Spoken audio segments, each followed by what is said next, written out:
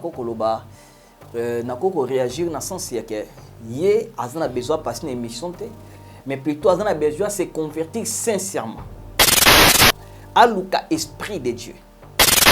D'après le prophète il est égaré. Oui, ça égaré. Oui, ça esprit égaré mais koda na katna ye. Esprit égaré ma wana. Et ko banda kotinda ye asala boye, akende boye, akende boye, akende boye, il est conduit maintenant par les désirs de la chair. Yango zo mona ta sengi pardon le lobo ko mona so azong na kata bozo c'est parce que il mérite être délivré. C'est-à-dire ndenge ya zawana ndeko Alain justice na nyons tu as oublié ba œuvre nyons toi ça les a oublié donc il faut recommencer à zéro. Mais dès qu'il y a cause toujours orgueil à recommencer à zéro à cause un esprit égarément pe koufe kolandaye. Koufe kolandaye. Koufe kolandaye. Non non non non. Yé a péché contre Dieu et contre les hommes. Et de deux les sous. C'est pas sa première fois. Quand on a bossé na politique avant banda zungi la biloko na zunga kuna c'est skizaka. Mais azunga les sous.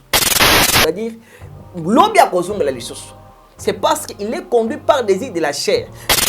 Les kouana ko se repentir devant batteuse importante mais ce qui est plus important. Et ça c'est repentir devant le Seigneur.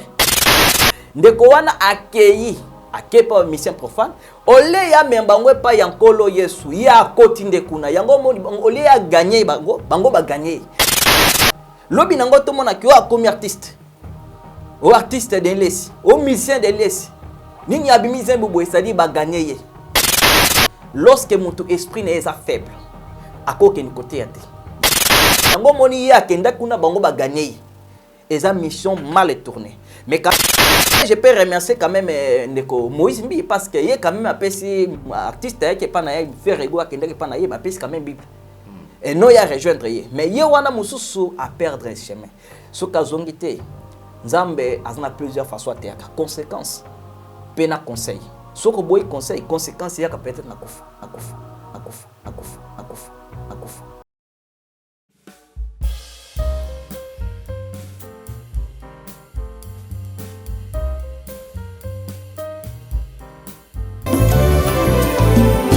Éternel, je lève à toi mon âme. Mon Dieu, en toi je me confie. Que je ne sois pas couvert de honte. Que mes ennemis ne se réjouissent pas à mon sujet. Alléluia. Zambena Brahma, Isaac na Yakobo, Olongi Saki Daniele, Nalibula Bakosi.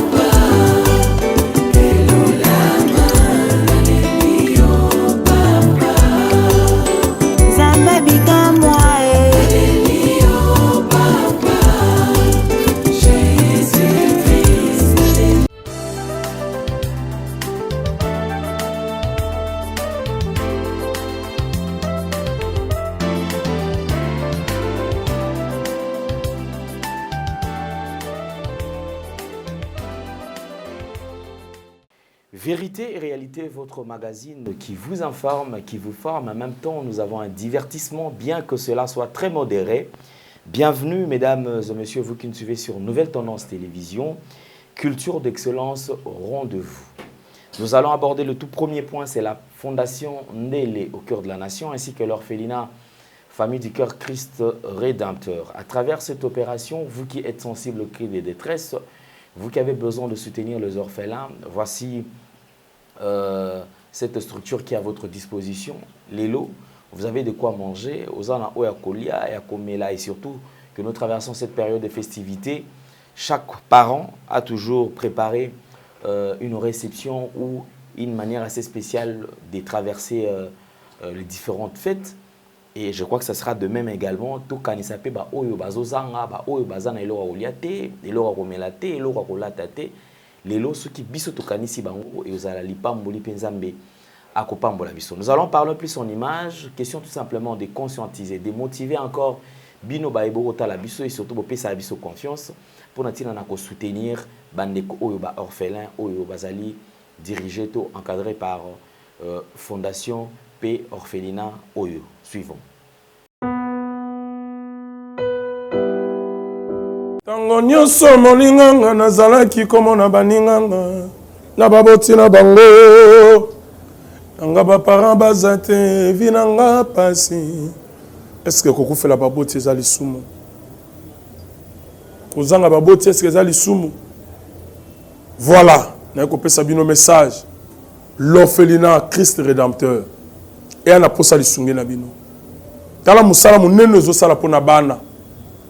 Tala musala munene sala pona bana oyo.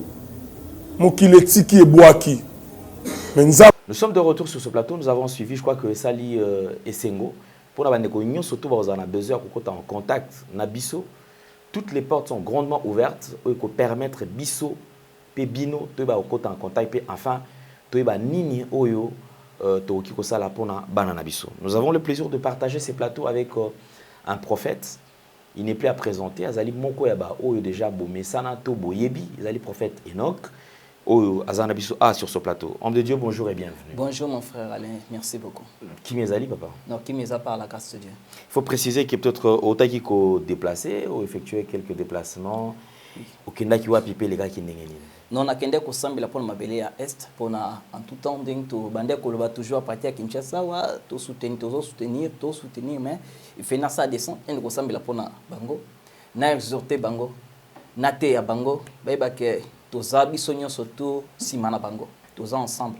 Alors on a kende qui bien que zaki un peu résistance ba makolo mabele ba chef kutimi ba boyaki ba resta ki ngai vraiment en face ba boyaki bi tolingi ba kambo te mais au moins na mekaki ko bonde la nzamba sungaki toujours à toucher bon motema pe ba ki ofungolanga motema na teyaki et pe na semble ki pona bazaki wana je leur avais annoncé que tous ensemble tous soutenir bon dans le baki bon que fona zonga mienge ba pontenga ngai batu ba le présenter nga bana o ba papa ba mama ba kufa ba zotambola ba présentenga ba misère mingi mais na kina na bo jugement.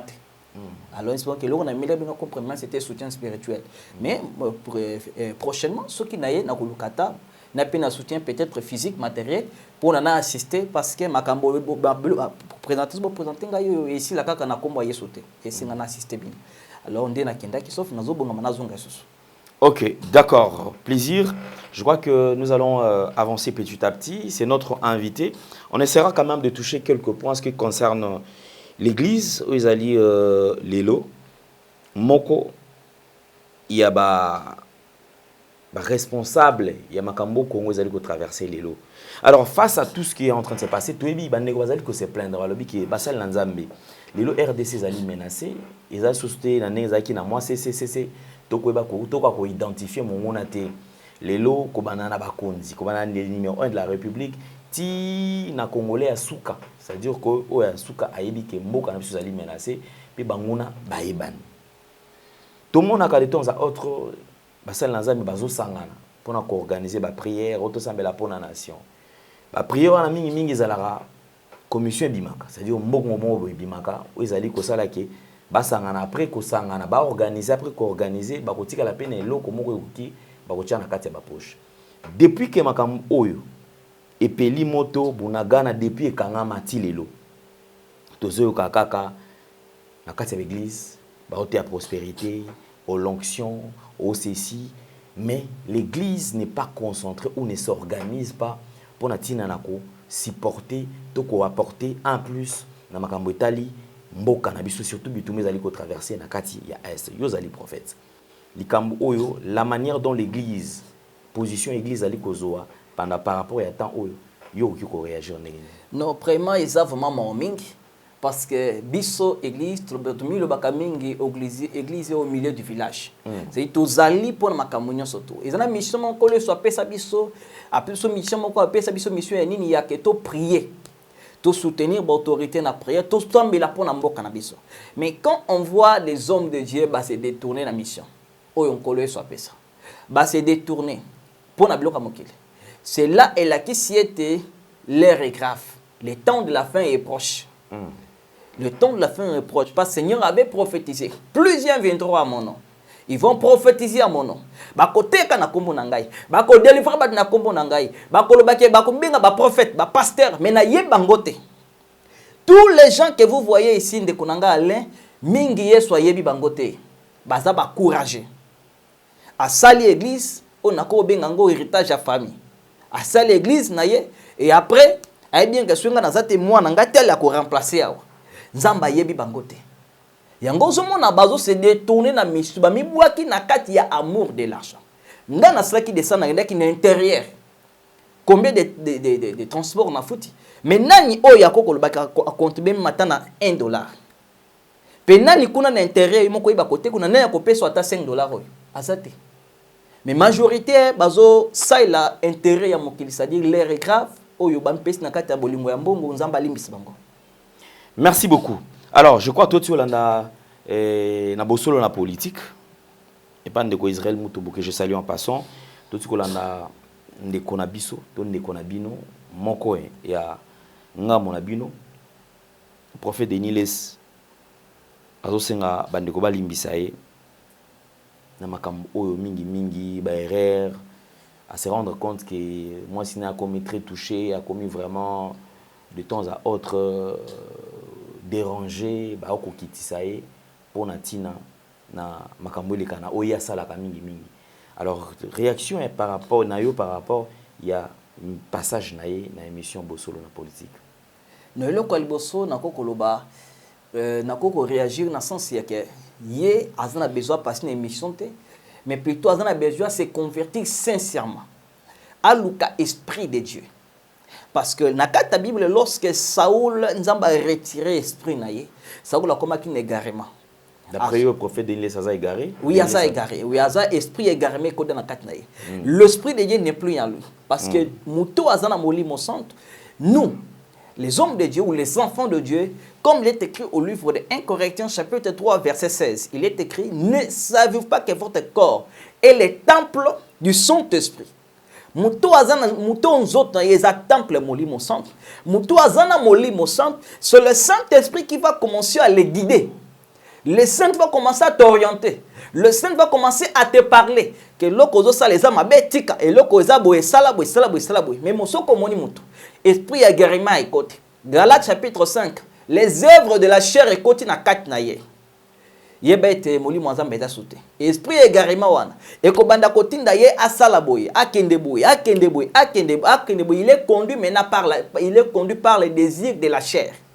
Yango zo mona ta sengi pardon le lobo komone so azong na kata bozo c'est parce que il mérite être délivré. Parce que moto esprit nzambe longo na kata na ye pona azonga bien il faut molimo santo zonga na kata na ye mutu wana abandela nyon surtout parce que Ézéchiel chapitre 18 verset 21 lobi était.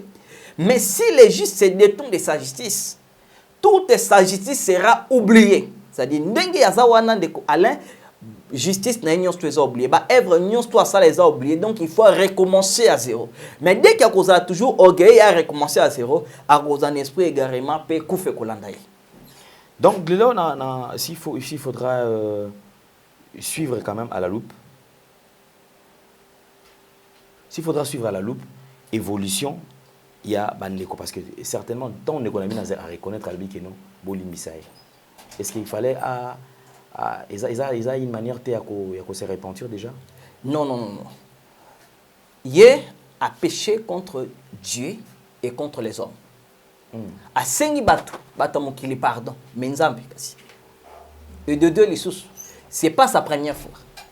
Il y a c'est ce qui c'est quand na bosso na politique avant banda zungi la biloko na zunga kuna c'est ce qui zaka. Mais azonge les sous. Et pour comprendre que sémence moko na kat na ye. Lorsque sémence est na kat ya montejo ya égarément, sémence ya ko beba, sémence ya les œuvres de la chair Galates 5, c'est-à-dire ata sengi pardon ngo na musu asali repentance sincère. Nzambe limbi sanga na koseso ko bote lobi akwesu na ikopo. Mutu asali repentance nzambe limbi sanga na koze su batute lukuta kine musika na lobi à cause de l'issue. Parce que les œuvres de la chair sont en quatre naïe. L'esprit de Dieu est à l'issue. Parce que lorsque mon lit, mon sang est sauté, pour sans autre mot conduire, à au sali et à au sali repentance. Na désir de la chair, il y a que l'objet ko balusayo l'issue. C'est parce que na quatre ans autres nabiso ou na quatre vie nabiso, toi na 2 mètres. Tous en a le Saint-Esprit, le désir de l'esprit, le désir de la chair. Oh yo yo le saka mingi, ndi ako gagner yo. Soko le saka molimo mingi, o jenaka, o priya ko tamwa na crainte nzambe. Tango Satan ko ya, ko tenter yo, o ko bengani facilement. Mais soko le saka nzoto makasi, le désir de la chair, ataba verset tanzamba lobi ko yo kate o kenna pour sans autre. Eza kande mo kona ndeko wana, c'est-à-dire lobi akozonga la lisusu. C'est parce qu'il est conduit par le désir de la chair. Lorsque Saoul, l'esprit de Dieu, l'envoie dans la katnaye. Yango moni Bible biete, batubazota l'apparence, mais l'on voit l'intérieur. Mais Dieu voit l'intérieur. Dieu sont les cœurs et les reins. Nzamba tala ka apparence te apparence okomo na muto ngambe munene mulayi, mais na kati ya bonzambe aza elokote. Na kati ata pourcentage ya bonzambe na ko bataza ata 0 à comité. Pour comprendre que Nekouana que se repentir devant baptême important, mais ce qui est plus important. Et ça, c'est repentir devant le Seigneur. Zamba l'a veillé, abandonné la 0, Zamba a redressé. C'est parce que après c'est tengan pour ne tomber ma, beaucoup de nicatinique ko tomber, mais on a quel inda ko redresser. Vraiment c'est ça. Mais Lelo, il y a eu des propos parce que c'est vrai en dehors à part pardon, il y a eu quand même la partie on a méca ko retenir. Il se justifie disons que yeko kene na boîte akenda inde pona ko péché ko sumukate akenda inde ko loba mbisi c'est-à-dire ko kene na kati ya kan ba païen ko prêcher bango pour que a récupérer bango azongisa bango pa na Nzambe. C'est vrai quand même betaki bino pe ba parce que apparemment pasteur bel bazaki d'accord te que ko kene na boîte pourquoi ko kenda comme tina niveau wana.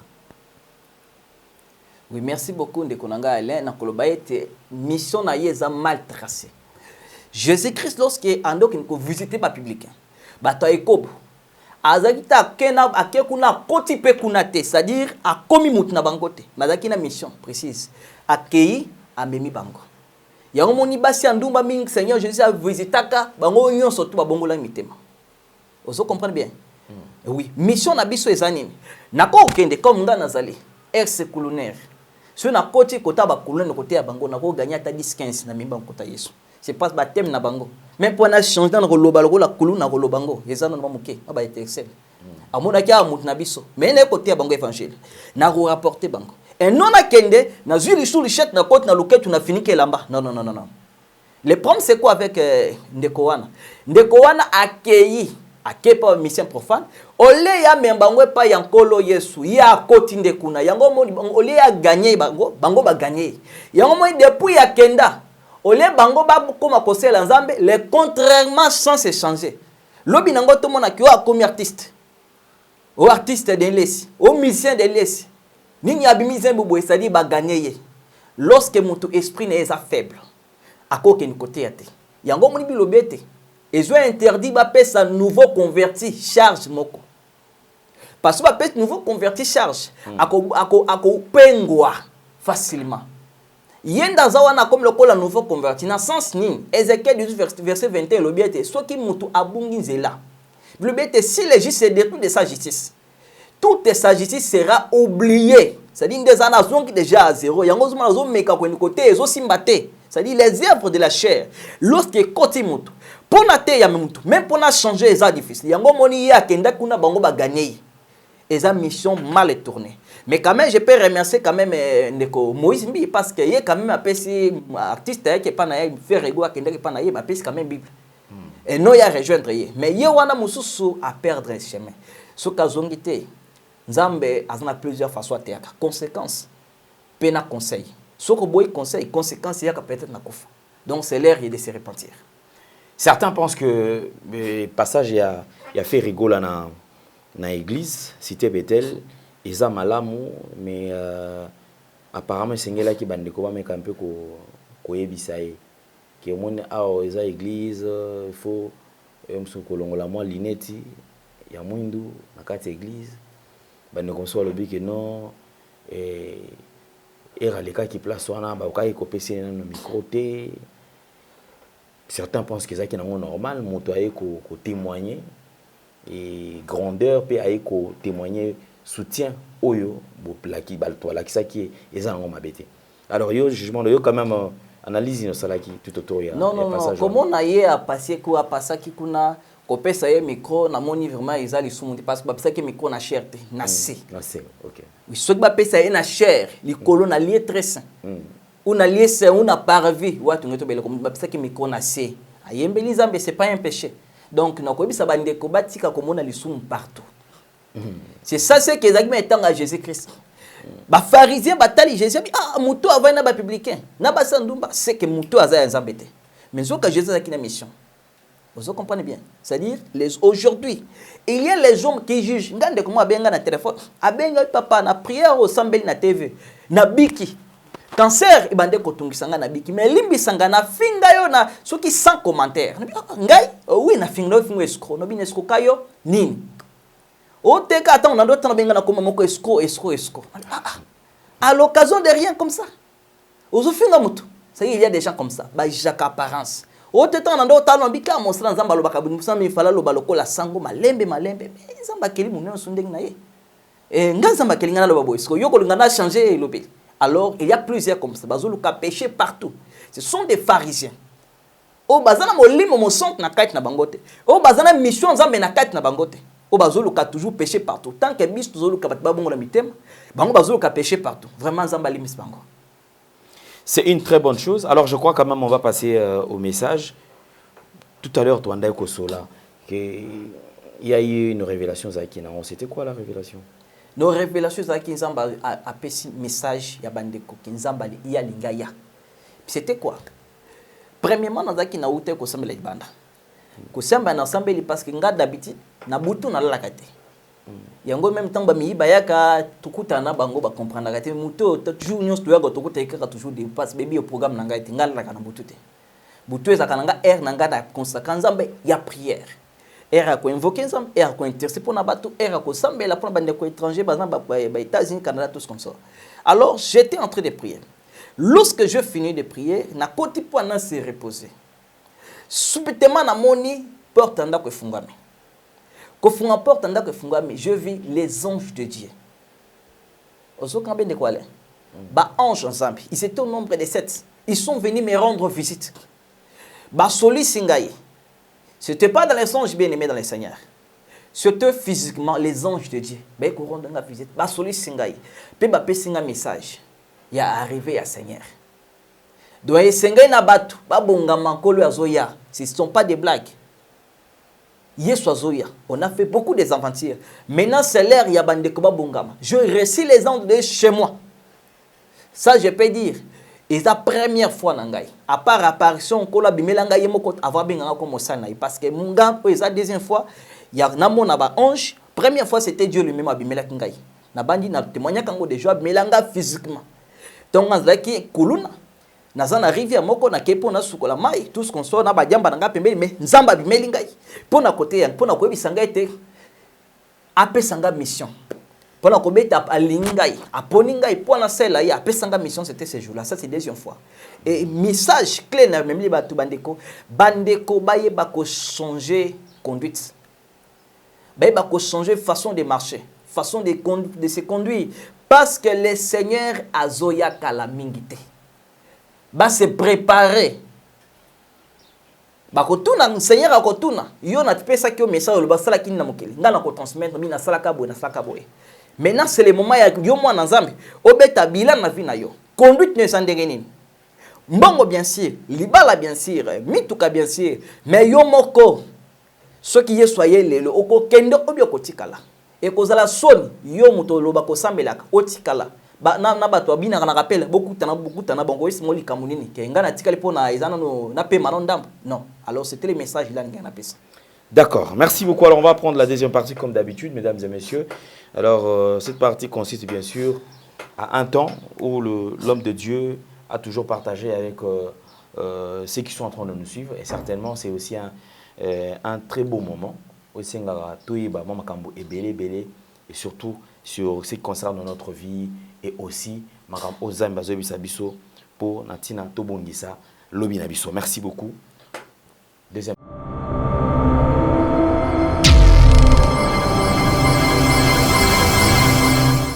Ndeko bien-aimé dans le Seigneur, na melo message moko pour itinzamba lingio. Vous connaissez tikane bisolo komoko tango histoire ya riche na Lazare. Riche na Lazare, riche akufi a se retrouver bisika moko ya mabe makasi, mais Lazare se retrouve na tolo ya Abraham.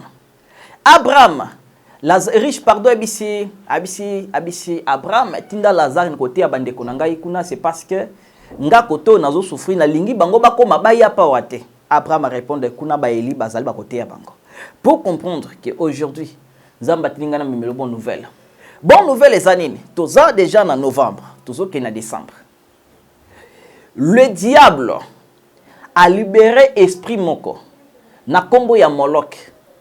Qui est Moloch? Baklobil comme na kate Lévitique chapitre 18 verset 21.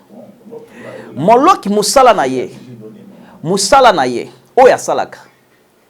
Ezali juste kolia ba sacrifice ya bana. Ba libéré pour na koluka ba sacrifice ya bana ndeko, pour na ba sacrifice ya bana ba ko fêter nango bonne année 2023. Mais na ko souhaiter yo comme la situation ante. Nemba ki ndeko mo benga bisinga était prophète na souffrir na maladie na zanango ya cancer pendant 2 ans. Na nyokwami na sali nyonso na teki biloko nyonso mesimbete. Yango na melo bonne nouvelle ezake nzambe alingi a guérir yo. Yo muto zo traverser situation moko ya malamu te. Yo mutu makambo ezo simbate. Yo muto zo luka musala o mekyo esimbito site ezana mutu moko alingi a changer makambo na yo. Ezana mutu moko alingi a bouleverser makambo na yo. Alinga meilleure solution. Comme la Bible nous dit au livre de Matthieu chapitre 11 verset 28. Il te crie venez à moi. Vous tous qui êtes fatigués et chargés, je vous donnerai du repos. Jésus Christ alinga melo répondre quoi? Na problème aux anango, tu souffres de quoi? Tu as besoin de quoi? Mais laisse-moi te dire, Dieu alinga pe solution à travers son serviteur lorsque nzamba bimela kingai. A pesenga mission, alors ba kete motonyo surtout oyo ko sambela pona ye a kozwa solution pas ko témoigner. Yango na ngina sambela pona yo. Na problème nyonso to zanango. Nzamba alinga pe solution. Problème nyozo tungisa yo. Mabota. Problème nyozo tungisa yo. Situation nyozo trouble yo. O bandoki batelemeli yo. O étude na yo. Dieu va te donner la solution. Parce qu'il est écrit au livre de Hébreux chapitre 11 verset 6. Il est écrit. Or, sans la foi, il lui est impossible de lui être agréable. Mais celui qui s'approche auprès de Dieu, ce qu'on dit mi, il est le rémunérateur de tous ceux qui le cherchent. C'est-à-dire ceux qui poussent et pas en Zambie. Il y a un problème, il y a un regard et pas en Zambie. Dieu va te donner la solution. Parce qu'il est écrit au livre d'Ésaïe, chapitre 44, verset 26. Il est écrit, l'Éternel et Dieu confirme les paroles de ses serviteurs. Dans tous ces causes comme problème, sur un vrai serviteur de Dieu, prie pour toi. Vous allez voir ce que Dieu va se manifester dans votre vie. Le problème est le problème c'est quoi? Au coup de na ba faux serviteur, ba faux prophète, ba faux évangéliste, ba faux pasteur, ba zo exister. Ndika na beto likamboyo. Eli nakata Israël. Et comment il y a la confusion? Oya lobi ke biso to ba prophète ba lobi ke bala zali nzambe. Et il y a lobi ke l'Éternel yenda zali nzambe. Maintenant il y a bi ke te comme ça to ke nangomba. Ba to sala hotel. Bino bokobela nzambe ki nzambe na bino kitsa moto. Ngapi na kobela ngai. Mais oyo nzambe okitsa moto, c'est que yende nzambe wanto ko sala. Ba prophète ba beleli moto kitakate mais comme tour ya eli moto kitaki. Maintenant, c'est le temps de connaître qui sont les vrais serviteurs, qui sont les faux. Qui sert un vrai Dieu, qui ne sert pas un vrai Dieu. Parce que c'est lui qui sert un vrai Dieu. Et c'est le mot la solution. Ba beleli nzambe na kata problème na yo. Ba sambeli ndengi nyo surtout. Ndengi sert moko abisenga longo Belgique ayena konkoto yo. Prophète moi bingse l'église na komi kuna. Prophète abondi na mboko tie ici prophète a tiena makolo. Ba ko tiona makolo moko zo solution te. C'est pas bazana monopole. Bazana nguyate. Bazana nguya nzambete, bazana appel nzambete. Yango ba sambeli pona yo pendant année 2022 si maintenant c'est le temps. Oyo yo koute na vrai serviteur de Dieu. Alingia sambela pona yo na problème nyonso tozanango. Vous allez témoigner. Les autres témoignages je les quitte mais prochainement vous allez témoigner je les kaka. Vous allez témoigner cette fois-ci. Ozo souffrir na maladie, makolo so ki malanye tungisa yo moko yebi yango. Problème nyonso tozanango. Na ko yebi sinoko forcer te parce yo moko yebi kamozanango. Moi je vais prier pour toi. Mais le Dieu oya bengangai, oya choisi ngai, qui m'a choisi pour lui servir, pour na ko délivrer, azo sala miracle na kata ba moina yo. Na kata problème nyoso to yo zana nzambo bimelanga physiquement. Oya bengangai, oya balisanga, oya changer histoire na ngai. Moi j'étais inutile aux yeux des hommes. Mais Dieu l'a changé mon histoire. Ce Dieu-là va faire quelque chose dans votre vie. Yango nengina sambela pona yo. Aux yeux lobo kono ya droit to tchena mutema. Nazo prier pour nomba la moko. Nzambe onga na selaka. Oyo nga na lukaka. Oyo nga na selaka asala miracle na kata vina yo. Yango nazo sambela pona yo. Nzambe na nguya sala miracle. Na bondeli pona yo bisiko zali. Yo mutozo bela. Yo mutozo traverser étape moko difficile. Yo mutu makambu ezo simbate. Yo mutu libale zo yate. Yo mutu âge avancé libale zo yate. Yo mutu botaka te. Baninga baboti me yo botaka te. Yo mutu makambo ezo simbate. Mikanda ozoka mikanda te. Yo mutu rien ne change. Nazo sambela pona yo. Zana kondima tchali boko na mutema na bonde la pona yo. Il est écrit, l'Éternel Dieu confirme la parole de ses serviteurs. Ésaïe chapitre 59 verset 1er. La main de Dieu n'est pas courte pour sauver, ni son oreille pour entendre. Yango loboko nzambe ezo simba yo bisiko zali. Loboko nanga ezolongo ezo komandi ya nzambe. Ezo simba yo. Epesa yo solution au nom de Jésus-Christ. Na makambo nyonso yo troublé yo. Oyo ba obengeli ba prophète, obengeli ba pasteur, oyo ki koluka bangankis, oyo luki ba marabout. Et simbité, j'ai un Dieu fort qui m'a choisi dès ma jeunesse pour lui servir. Nzambe wana zo changer makambo na yo. Na kombo na Yesu. Miracle ya nzambe ekota na kata vino bisiko zale na kombo na Yesu Kristo na bebisi na détruire nyonso ya diable ya Satan on kolo Yesu opesanga supériorité sur les ennemis, sur les démons, sur les sorciers. Yango na bebisi nyonso ya diable ya Satan na kata via bana yo oya landia wa Seigneur papa Israël kubeba na kombo na Yesu Kristo nom de Jésus Christ. Amen. Nguya ya nzambe eza na kata vina bino. Yo mutolandi numéro na ngai eza wana o komilango ko benga ngai na kobonda pona problème nyonso sanango. Nzambe oya benga ngai parce que nzambe tanga pesa ka vision, apesa ka provision. Provision ezani eza miracle, eza loboko no alaksaka na kata bato. Et comme les plusieurs personnes témoignent, bolna ba témoignage yope oko témoigner. Nzambe wa benga ngai o apolokota ngai, o atangisi ngai, nzambe wana ko sala miracle. Na kata vina yo ko témoigner miracle nzambe nzamba lola apambola bino nyosto. Vous êtes et voulez-vous investir à Kinshasa? Voulez-vous réjouir de vos business? L'opportunité à ne pas rater. Toronto City VIP à Maluku, un des meilleurs endroits pour résider ou implanter votre business. À quelques minutes du fleuve Congo, le fleuve de nos ancêtres. Juste en face de la zone économique si spéciale qui est le quartier commercial et industriel de Maluku. Waouh! Non loin du centre de ville Maluku, un quartier en pleine expansion, à quelques mètres du Macadam. Toronto City vous propose un terrain de 20 mètres sur 20 avec des bornes cadastrales. Sur un site accessible, urbanisé, avec espace de jeu, espace vert, magasin, centre médical, marché, etc. Nous disposons de terrains de 20 mètres carrés à un prix abordable. Donc, je voulais juste faire l'appel à nos frères de la diaspora, de partout où vous êtes, en Afrique, en Amérique, à l'Océanie, à l'Europe, en Asie, pour venir acheter les terrains, les parcelles de 20 mètres carrés que nous sommes juste en train de morceler. Vous allez bien voir qu'il y a des bornes, il y a même les travaux qui sont juste en train d'effectuer. Donc le terrain est bel et bien assuré. Il y a l'eau non loin de nous. Vous allez voir, derrière moi, c'est la régie des eaux. De l'autre côté, c'est le société Vodacom. De Vodacom. Et devant moi, c'est juste World Vision.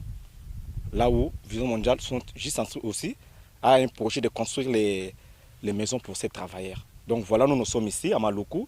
C'est déjà un endroit habitable. Les quartiers, comme vous allez voir de l'autre côté, c'est déjà habitable. Il y a déjà les gens. Et c'est non loin parmi les autres cités que vous connaissez déjà. Donc je suis très fier de vous présenter ces produits qui n'est rien d'autre que, oui, nous achetons les voitures, nous achetons tout ce que nous pouvons avoir. Mais avoir une parcelle, c'est vraiment une très bonne chose. Pour tout contact, contactez Willy Mafuta au +1 90 57 30 15 40.